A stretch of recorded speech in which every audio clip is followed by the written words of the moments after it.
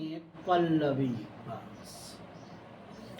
देखिए, पल्लवी वंश में कुछ दर्शाया नहीं गया, सिर्फ भगवान विष्णु को दर्शाया गया है, प्रभु गणेश को दर्शाया गया है, नरसिंह भगवान को दर्शाया गया है, मंदिर को दर्शाया गया है और हिंदुओं की चरित्र के बारे में दर्शन कराया गया है। पल्लवी वंश मतलब होता है पत्तों का वंश।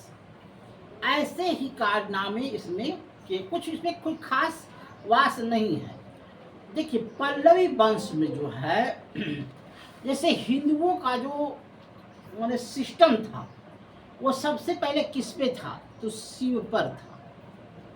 शिव को ही पूजा वो लोग किया करते थे पल्लवी वंश में। उसके बाद बसहा बैल को पूजा किया करता था, है ना। उसके बाद विष्णु को पूजा किया करते थे। उसके बाद गणेश की पूजा किया करते थे। यहाँ मंदिरों का निर्माण उस समय राजा बहुत धूमधाम से किया करते थे और मंदिरों में सोना रखा जाया करता था। आप कभी भी आया होगा, जैसे विदेशी आक्रमण आया होगा, किसी जो भी आया विदेशी आक्रमण, तो क्या किसी गांव को नहीं लूटा, उसने मंदिर को लूटा, क्योंकि मंदिर में अथाह सोना था। सोमनाथ मंदिर को लूटा, माने उधर से आया तो सोमनाथ मंदिर में अथाह सोना था।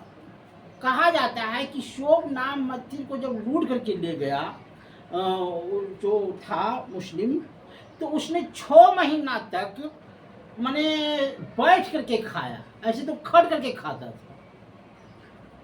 6 महीना तक वो बैठ करके खाया और 17 बार भारत को आक्रमण किया, 17 बार लूटा यहाँ के मंदिरों को।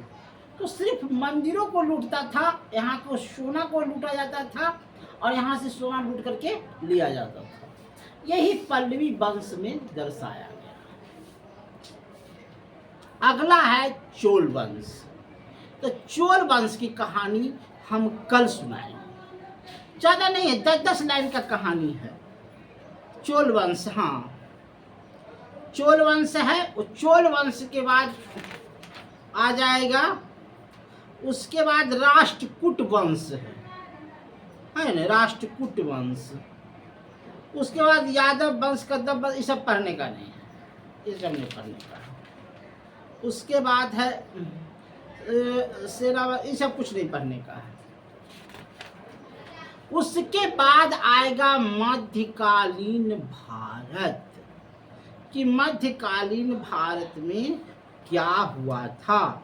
मोहम्मद गजनी के आक्रमण के समय भारत का स्थिति कैसा था, है न। मोहम्मद जब गजनी भारत में आया, वही न कहे यहाँ का तो मंदिरों को लूटता था, तो वही सब हमने पढ़ाया है।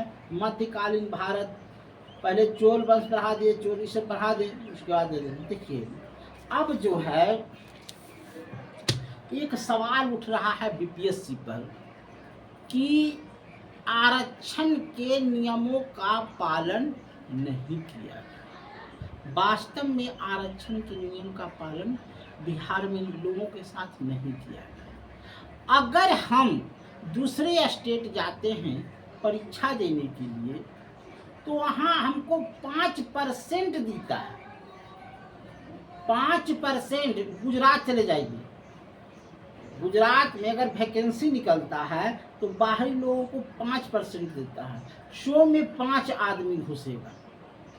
और यहाँ जो है आरक्षण के नियमों को तार तार किया गया, एकदम सारा एकदम झूठा किया गया। उत्तर प्रदेश के लोगों को एकदम सीधे भर्ती की गई।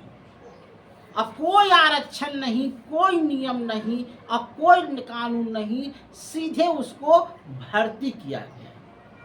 ये संविधान को किसी भी तरह से, जो आरक्षण का जो संविधान नियम है, उसका खानाखन उल्लंघन किया गया।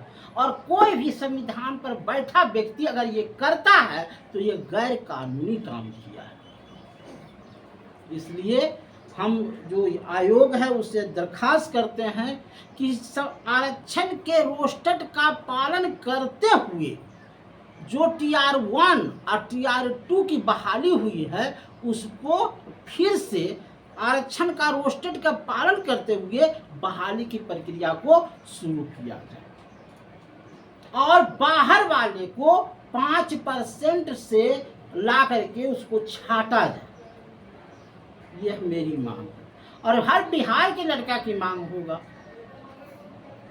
हर बिहार के लड़का का मांग होगा कि यहाँ का आरक्षण के रोस्टर के अनुसार बहाली की जाए। ये 90 नंबर जो लड़की को छाटा जा रहा है इसके आरक्षण भी तो आरक्षण के तहत आ रहा है। जैसे 90 नंबर जो लड़की को नहीं है वो आरक्षण का पालन नहीं किया, ठीक है, ये आरक्षण का पालन नहीं किया। 30,000 जो उत्तर प्रदेश का घुसा हुआ है यही 5% है, 5% यही 30,000 5%, तो डायरेक्ट 50% पर लाया गया इसको। ये 30,000 को भी हटाया जाए, जो घुसा हुआ है उसको 5% दिया जाए और आरक्षण का रोस्टर लागू किया जाए। 14% SC को दिया है कि नहीं, 23% OBC को दिया है कि नहीं, UR को जो अभी था जो 10% था वो दिया है कि नहीं, OBC को 27% दिया है कि नहीं, ऐसे नियम से पालित किया जाए तब फिर इसको रोस्टेड निकाला जाए। हमको लगता है ये भी नियम नहीं पाल हुआ। ठीक है, महिला को 50% दिया गया था, महिला को 50% दिया गया था। क्या महिला को उत्तर प्रदेश वाले को महिला को 50% दिया गया था आरक्षण? क्यों उत्तर प्रदेश वाले को घुसा दिया गया कि बिहार के महिला को दिया गया था 50% आरक्षण? तो यहाँ पर आरक्षण रोस्टेड का पालन किया जाए और आरक्षण के रोस्टेड के अनुसार इसकी फिर से बहाली की प्रक्रिया की जाए। धन्यवाद।